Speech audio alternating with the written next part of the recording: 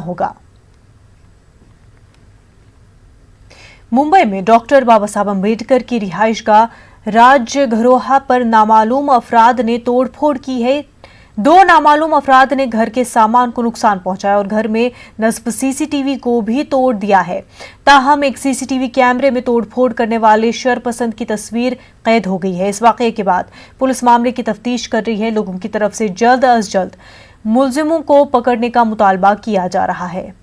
हमारे नुमाइंदे अमित हमारे साथ जुड़ चुके हैं। अमित, जो 2 नामालूम अफराद ने तोड़फोड़ की है उनके बारे में अभी तक क्या कुछ कार्रवाई हुई है?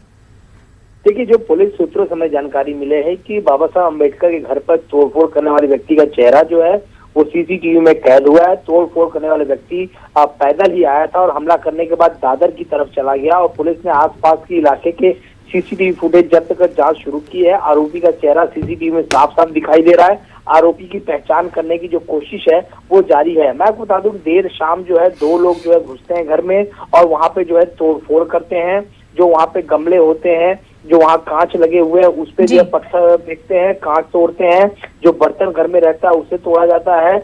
और जो राजगृह है वो बाबा साहब अम्बेडकर का जो है घर है वहाँ पे, जहाँ पे तोड़फोड़ हुई है। उसके बाद मामले की जानकारी जो है पुलिस को दी जाती है और होम मिनिस्टर अनिल देशमुख ने तुरंत ट्वीट करके जानकारी दी कि उन्होंने पुलिस को आदेश दिया है कि इस पूरे मामले की गहनता से जांच हो, आरोपी को जल्द पकड़ा जाए। उसके बाद हमने देखा कि उनके परपोते प्रकाश अम्बेडकर ने लोगों से अपील की कि आप जो है किसी प्रकार की जो है कोई उद्दंडता ना करें, क्योंकि लोगों के मन में गुस्सा आ गया और इस पूरे मसले को जो है एक राजनीतिक रूप जो है देने की कोशिश भी की जा रही है। लगातार लोगों से अपील की जा रही है, मुंबई पुलिस भी अपील कर रही है। अब देखना ये होगा कि सीसीटीवी के आधार पर कब तक ये दोनों आरोपी पकड़े जाते हैं। बेहद शुक्रिया तमाम तफसीलात के लिए।